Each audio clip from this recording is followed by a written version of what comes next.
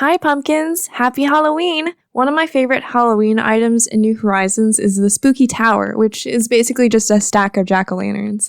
So I thought it would be fun to model and 3D print one, so here we go! First, I knew I would need the faces as SVG files for importing as sketches in Fusion 360, so I traced the faces in Inkscape. The bottom one was easy since it's facing forward, but the top two were a bit more tricky since they're slanted, so I tried to figure out what the face would look like from the front. Next, I got started in Fusion 360 following the awesome tutorial by 3D Printy on how to make a pumpkin using the Loft tool. It took a little while to get used to the program again since I haven't touched it in a while, but eventually I started getting the hang of it. I skipped the step of revolving the profile before making the ridges on the first pumpkin and ended up regretting it since the shape turned out not as squarish as I wanted, so I had to go back and add another layer and do some adjusting to get everything looking okay. Once the pumpkin was done, I added the first face and cut the holes. I didn't worry too much about overhang since I was planning on keeping the hole inside hollow so I could fit a small light inside. But of course, only after I finished the pumpkin did I realize that I made it way too small to fit the light that I have. Oops! But I'll deal with that later. Next, I went on to modeling the other two pumpkins. I think my favorite pumpkin in the stack is the top one, since the eye cutouts remind me a little bit of Bob's face. I wonder if that was intentional.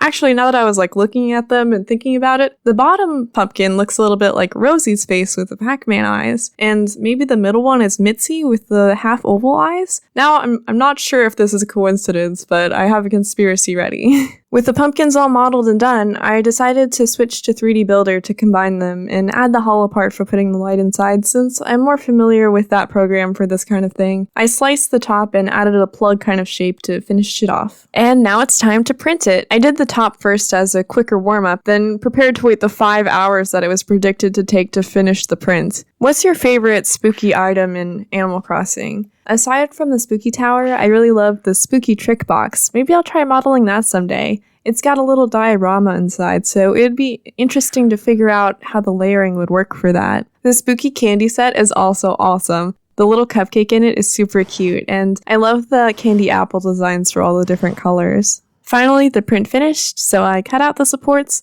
slipped in a little light I got, and there we go, a little spooky tower. And it looks like I should have been a bit more concerned with the overhangs earlier, since the supports on the face did end up messing up the print. Oh well. If you want to try printing this yourself, I put the link for the Thingiverse page where I posted the models in the description. Well, that's pretty much it for today.